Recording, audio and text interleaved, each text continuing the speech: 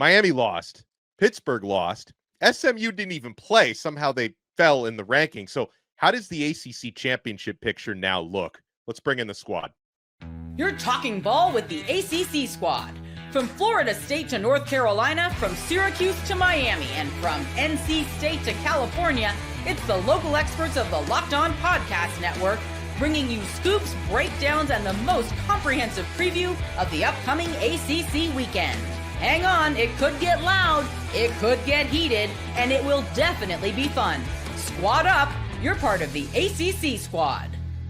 We'll put Week 11 in the rear view. Take a look at Week 12 on the ACC football schedule. This episode of the Squad is brought to you by Gametime. Download the Gametime app, create an account, and use code LOCKEDONCollege for $20 off your first purchase.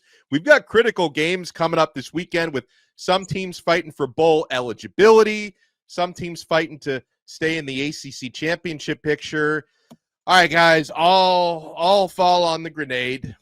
I will buy the first round. I am Alex Donno from Locked On Canes. By the way, we got Kenton Gibbs and Grayson Boone from Locked On Wolfpack. Jackson Holzer from Locked On Syracuse. I don't know if he showered or not. We'll get into that. JJ Jackson from Locked On Blue Devils. So Miami Hurricanes, they went into Atlanta to face Georgia Tech. 8.5-point favorites by the time the number closed. Miami was looking for a 10-0 start to their season for the first time since 2017. Going up against a team with essentially a one-armed quarterback. Haynes King did return. Zero threat to throw the football whatsoever. Georgia Tech's star running back Jamal Haynes, who was banged up, only lasted a little less than a quarter. He had to sit the rest of the game, and yet Miami had no answers for Georgia Tech's running game, giving up 271 rushing yards. And Georgia Tech didn't have to throw a lot. When they did, they brought on true freshman quarterback Aaron Philo. And so every time Philo came on the field, you knew they're going to throw the football. Miami still managed to give up key plays on 3rd and 18, 3rd and 9, 3rd and 8. And, the script for Miami, guys, a lot of times this year has been, because this wasn't the first time Miami's defense struggled. That's putting it mildly. But every other time, Cam Ward was armed with what Kenton Gibbs refers to as that plot armor, and he would find a way to put the team on his back. He did have an opportunity to do so with just under 2 minutes left, but instead of the usual touchdown drive, which would have been a game winner, Miami was down 5. Instead, Ward hit from behind, held on to the football too long throughout the game. If there's any criticism I have for Cam Ward, which is not a whole lot, he wasn't getting rid of the football quickly enough, wasn't finding his checkdowns in that game. So instead of a game-winning touchdown, it was a game-sealing fumble recovery for Georgia Tech. But crazy enough, guys, and I'll let whoever wants to buy the next round if you want to, Miami lost control of their own destiny for like 5 hours. And then Pittsburgh losing to Virginia, which should not have happened in Pitt. Miami right back in the driver's seat, and they control their own destiny again.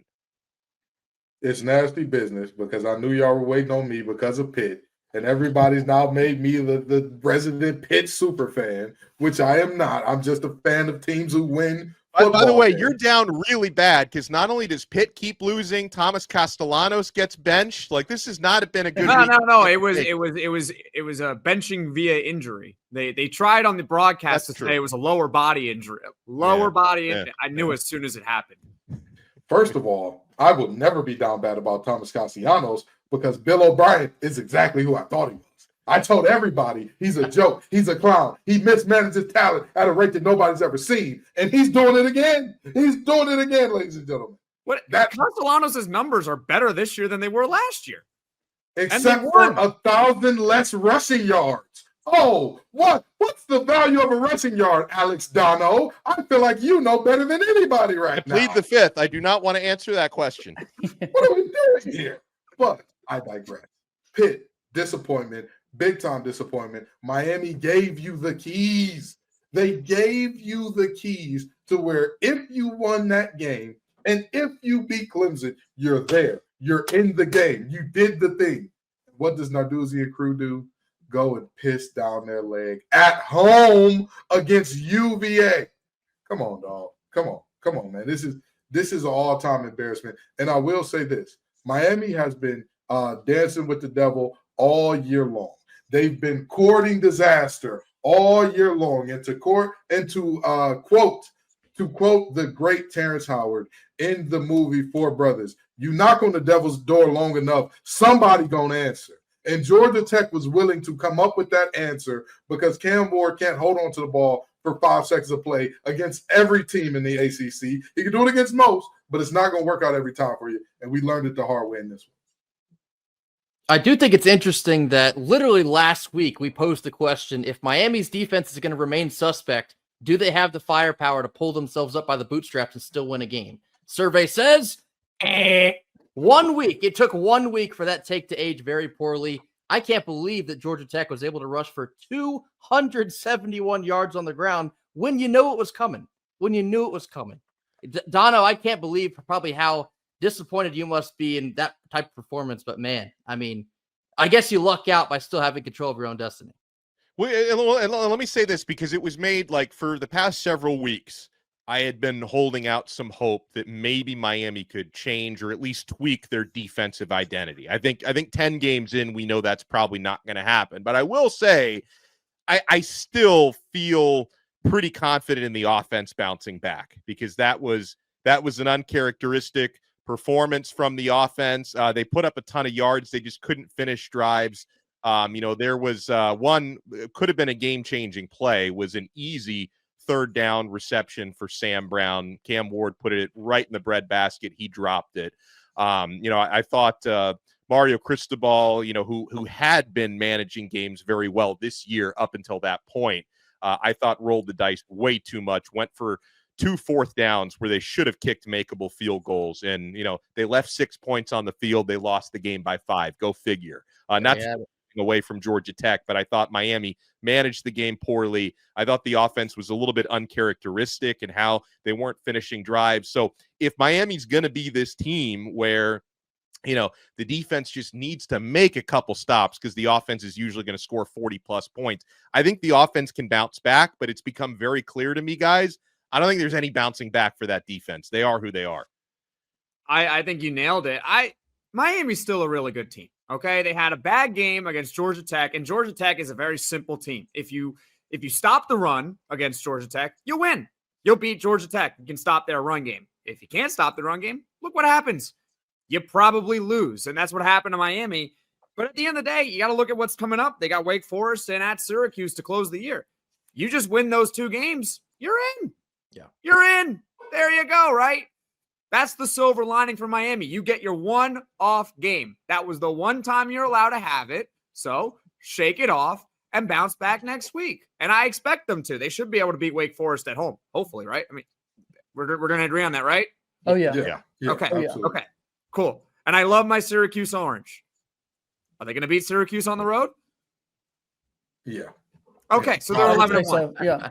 They're 11-1. Okay. All right. That's your one bad game. Miami was that team that had been playing with fire all season long against Cal and against Virginia Tech, against even Duke falling behind by a couple scores. And they got burned. That's what happened. But it's their one game they were allowed to lose. And that's it. That's the biggest thing. There have just been so many opportunities for that first loss of the season to come up for Miami throughout the course of the year. It feels forever ago that we saw that catch at the end of the football game in the Virginia Tech game for Miami. And then you mentioned what happened with the Duke game a week ago. And so for Georgia Tech to finally put that first loss on the record for Miami, in some ways you felt like this was bound to happen. But what a silver lining it is that Pittsburgh fell asleep at the wheel at home last week to really let Miami be in a much better spot going into the back half of the back stretch of the season. Well, JJ, if you want to, I want to let JJ take a victory lap, though, because this is a pretty sad panel outside of JJ Jackson, because Manny Diaz, Duke, they needed a win, 2-game losing streak. You guys got it done against what was an ascending NC State team at that time.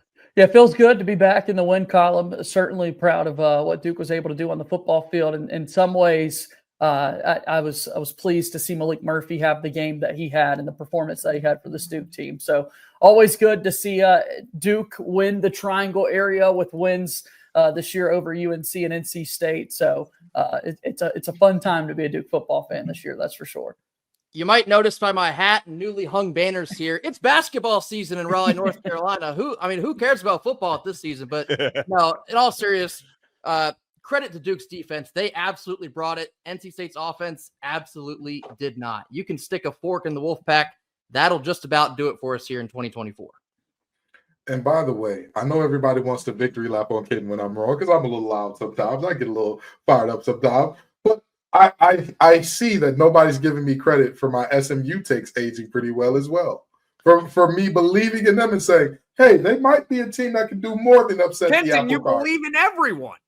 I believe in winners. I believe in winners. And You winners just look at every continue to team do and it. you're like, oh, that team's undefeated. That team's undefeated. That team has one loss. That team, I believe in all of them. And then someone's going to win the games. I mean, hey, that's fair. But you know who I never believed in all along? You didn't believe in my Syracuse Orange. That's Yeah, okay. Exactly. I never believed You know in what? I didn't Cavaliers. believe in your I NC never State Wolfpack. We're I even. know.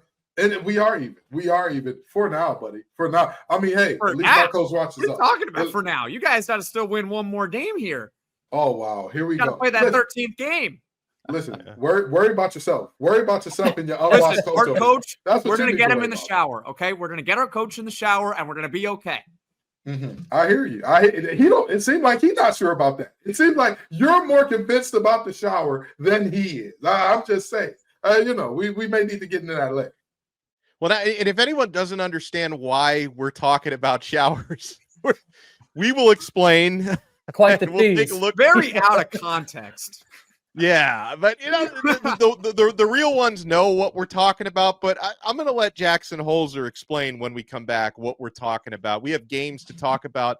We have rankings. I love, by the way, how Kenton is this week taking an SMU victory lap, even though they didn't even play last week. So obviously they couldn't lose. You guys want to keep it locked right here. We're only getting started on this brand new episode of The Squad. We're only getting started with FanDuel. Guys, we've been having a blast. If you've waited this long in football season to get started, it's not too late, guys. There's still plenty of college action, and get ready to tackle the NFL action with FanDuel, America's #1 sportsbook.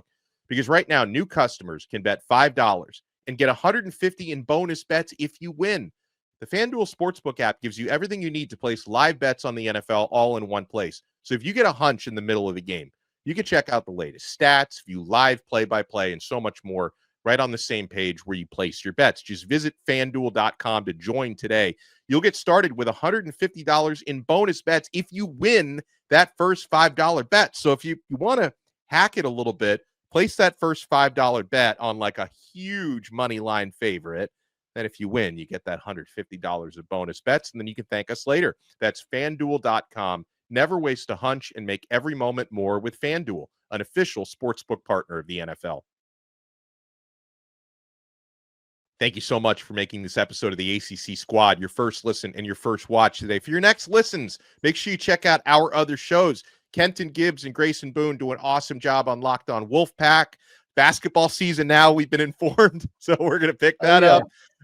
Jackson Holzer does an awesome job on Locked On Syracuse. It's also, it's football and basketball season right now for Duke, because Duke did come off a football win.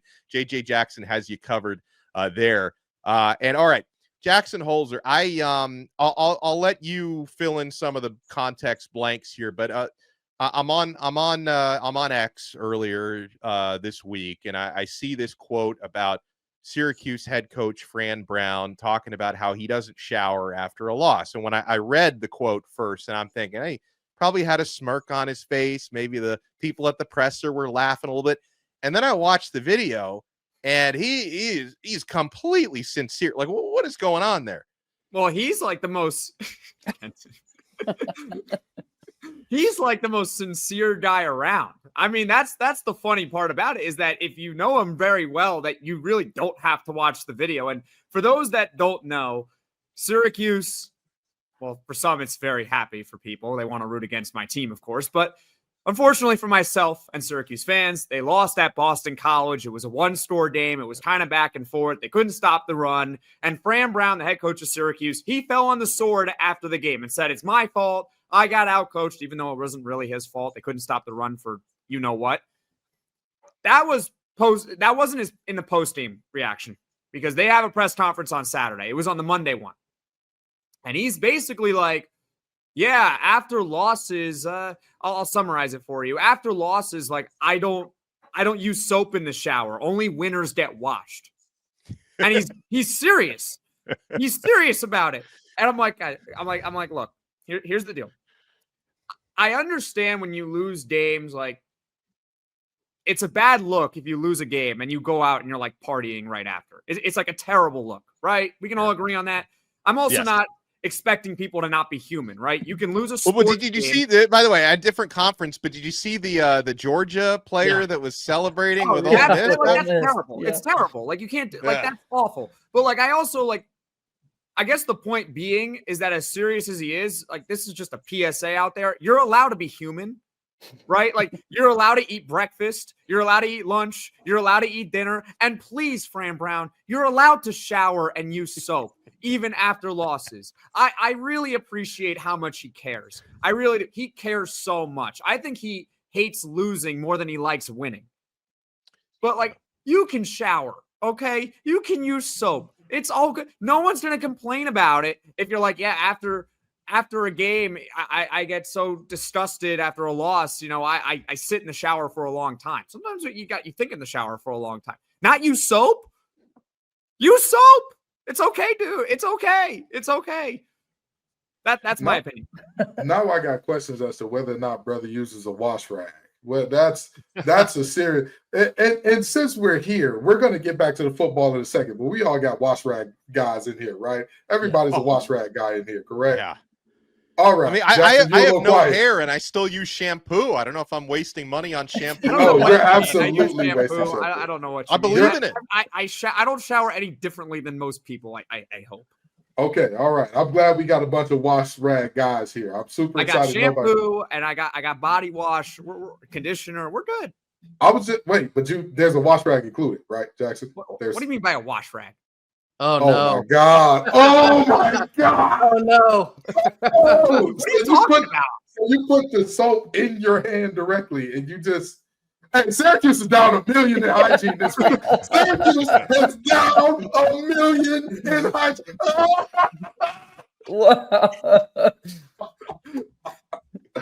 Ladies and gentlemen, Fran Brown and apparently all of Syracuse, okay? Y'all have a wonderful mass communications joy. Newhouse, what a school, right? What a facility. What nobody does it better. So I need this to be distributed everywhere if y'all could be so kind. When you get in the shower, you put soap, bar soap, or body wash on a towel or a loofah. Or something and wash your body with it. Listen, he doesn't use soap, period. Can we just let him use soap, period? I'm worried about y'all right now. I'm worried about y'all. A lot of people, Jackson. Listen, I just want him to use soap first. We'll get to the rag later on. I'm going to say this. Can you help him with the rag, Jackson? It doesn't sound like you have experience with it. It sounds like y'all will be two ragless brothers looking at each other. It sounds like. But that's neither here nor there. There's a marketing play somewhere in all of this. There's a good comeback story. I just want to warn Fran Brown of this. You could do that no washing and all that when you were at Georgia, right? Because you lost like once every other year or so. You are at Syracuse. Don't you lose your wife playing around and say, oh, this is my ritual. Okay, all right. I'm gonna tell you something, brother. That's a real tough uphill battle you climbing. It's just me. I'm an extremely sore loser too. You show me a good loser, and I'll show you a loser. But damn it, wash your behind. Wash your behind, win, loser, draw. I don't know how we segue from that, but I'm gonna try because we got games coming up this week. I'm gonna try. I have no idea how we're gonna. I have no clue. We just have to power through it. All right. So here's a big one. Really to start the ACC weekend. This is going to be 12 noon on ESPN because outside of Miami and SMU, really the only other team that has a shot at playing for an ACC championship is Clemson. But they only have one ACC game left, by the way, guys. So this is their last opportunity to stamp their claim to staying in the ACC championship hunt. And they're taking on 23rd ranked Clemson is taking on number 18 Pitt. Now, guys, a couple weeks ago, I would have said, hey, maybe Pitt can pull off the upset. But Pitt's down bad. They've lost 2 games in a row. They have really fallen out of contention for an ACC championship. Clemson is favored by 10 points on the road at Pitt. Anyone think Pitt could pull off the upset this weekend? Not after what we saw this past weekend. I mean, you factor in the fact that Pitt's playing at home once again. I think Clemson knows how important a game like this is, given that it is their last ACC game before ending the year with the South Carolina Gamecocks. So, hard for me to have a whole lot of confidence in what Pitt would be able to do. Very hard to pick against Dabo in a spot where there's really no mincing of words. You know what this game means for your schedule. It seems like Dabo's got a 90% win percentage when that is the case. I don't see a world where they go on the road and get shocked by Pitt. We raised our questions about potential fraud alert. Sorry, Kenton. I think they were indeed fraudulent.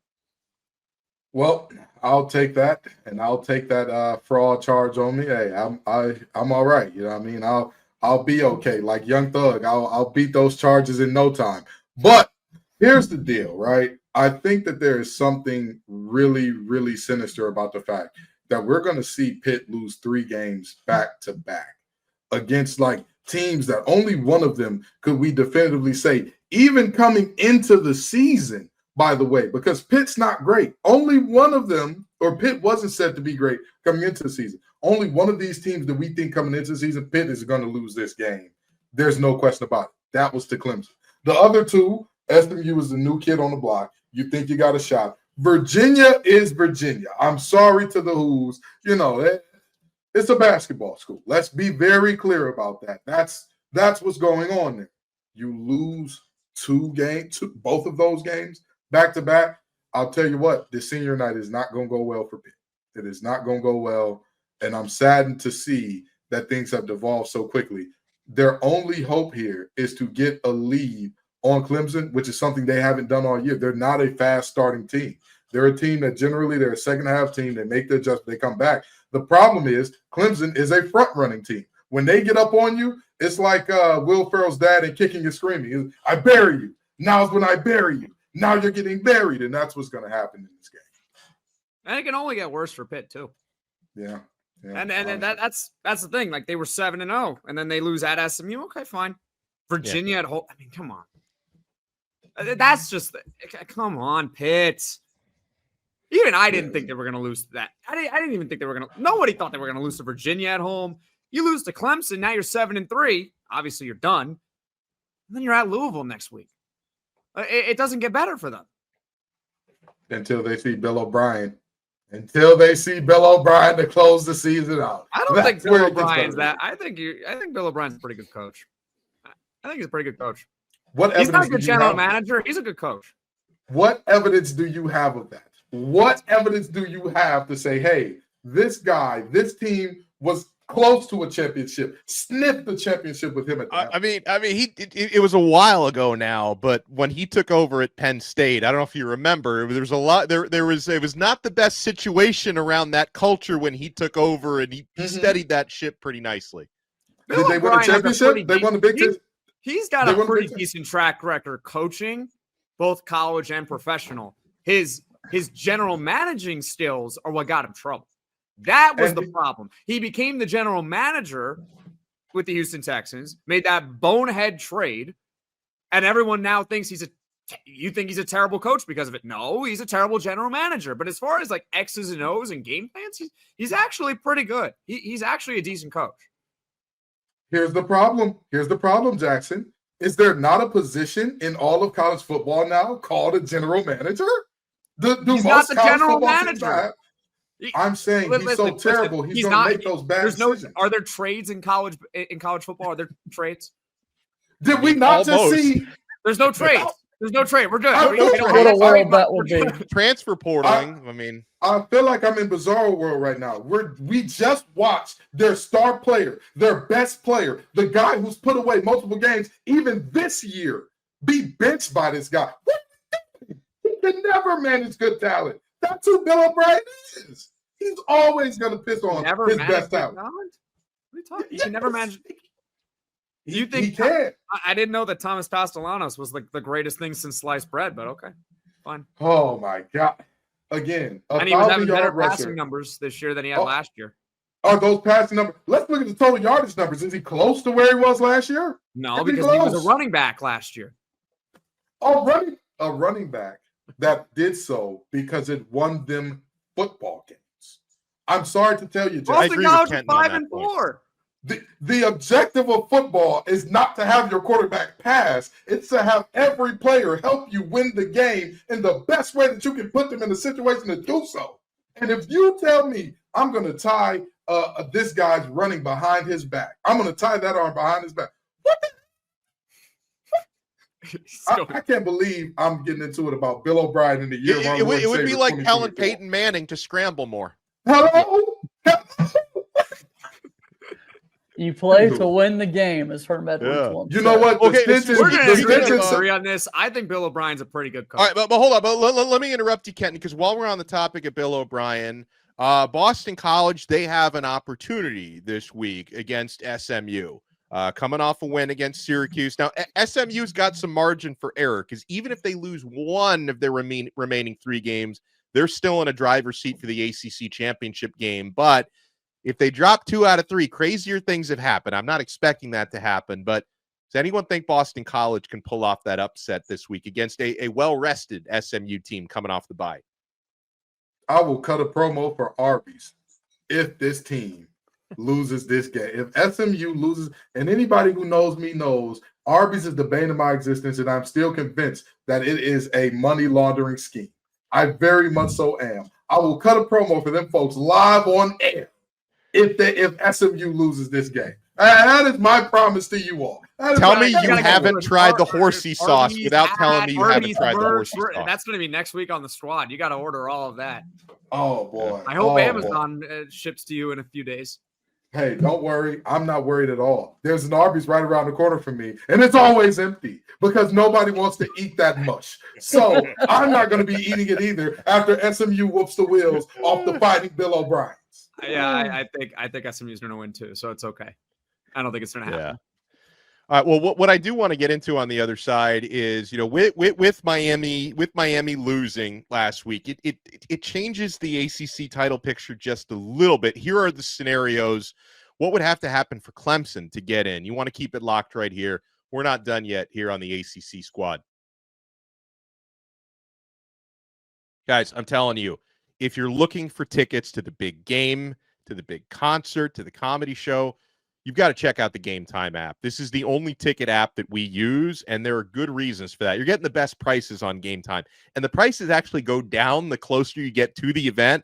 I'm a procrastinator, and finally, that's a life skill of mine that pays off with the Gametime app. Guys, Gametime has a new feature called Gametime Picks that makes getting tickets to see your favorite teams play live even easier, because Gametime Picks filters out all the fluff to show you only incredible deals on great seats, so you don't have to waste time searching through thousands of tickets. Guys, I love the game-changing features on Gametime, like the all-in pricing feature. It's going to show you the total up front with no surprise fees at checkout. Get a panoramic view from your seat in the app before you buy. That's especially important before concerts, so you know your angle from the stage and all that. You definitely want to check out the views from your seat. And the Gametime price guarantee, if you find tickets in the same section and row for less, Gametime is going to credit you 110% of the difference. Download the Gametime app, create an account, and use code LOCKEDONCollege, and we'll give you $20 off your first purchase. How about that? Terms apply. Create an account and redeem code LOCKEDONCollege, all one word, for $20 off. Download Gametime today. What time is it? It's game time. Back here on the ACC squad. By the way, after you make us your first listen, make sure you check out Locked On College Football. Make that your second listen. Spencer McLaughlin does a fantastic job. I know, I'm sure we've all had spots on there. I was, of course, he always has me on after things aren't going very well for Miami. I was just on with Spencer earlier on this week.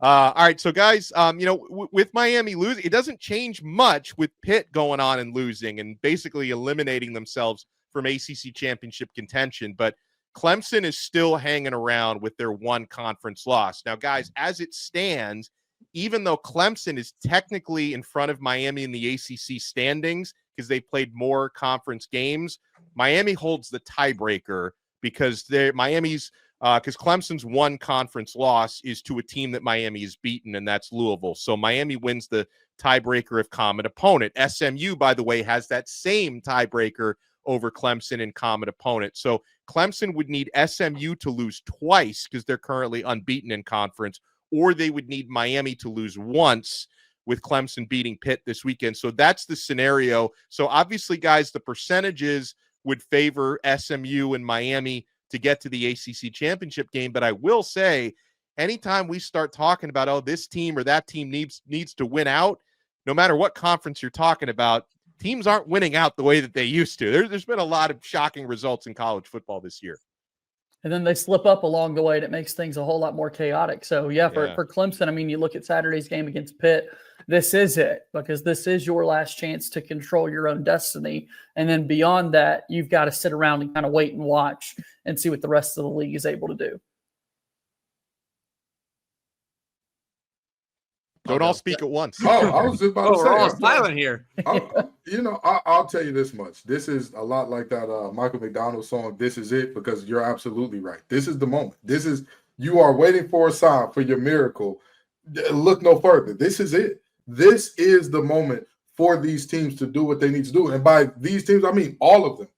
SMU, you have your time in the spotlight to make this a two-bid conference. And let's be very, very, very clear about that. In my opinion, there's no way that the ACC shouldn't be a two-bid conference. However, SMU has to show up and at least be extremely competitive when they lose to make this a two-bid conference. And even then, I'm not sure SMU gets the respect nationally that they deserve in that situation. So really, them winning is the only way to guarantee that this is a two-bid conference. If Miami is sitting there with two losses and one of them is to SMU, who at that point in time will be a one-loss team whose only loss is to an undefeated BYU, you kind of got to have a two-bid. But with that being said, all of these teams, just do your damn job, man. Not a single one of these teams will be underdogs in any game going forward. None of the three you mentioned will be anywhere seen as, I believe, within 5 points. I don't think any of these games will be for the rest of them in terms of what Vegas thinks if they hold serve and do what they're supposed to do. So do your damn job. You are the better teams on paper. Show it on the field.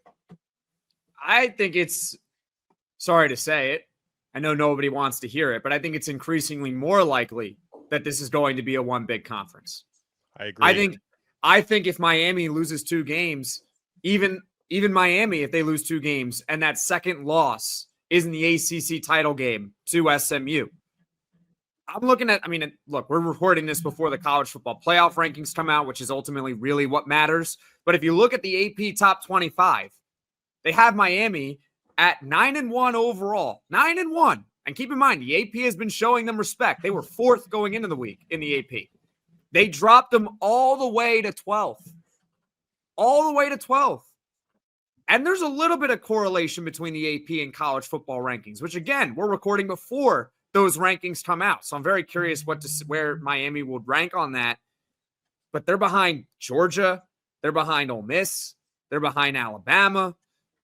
So if Miami loses two games, they're not a lock to get in. They might not. And at that point, it's a one-bid league.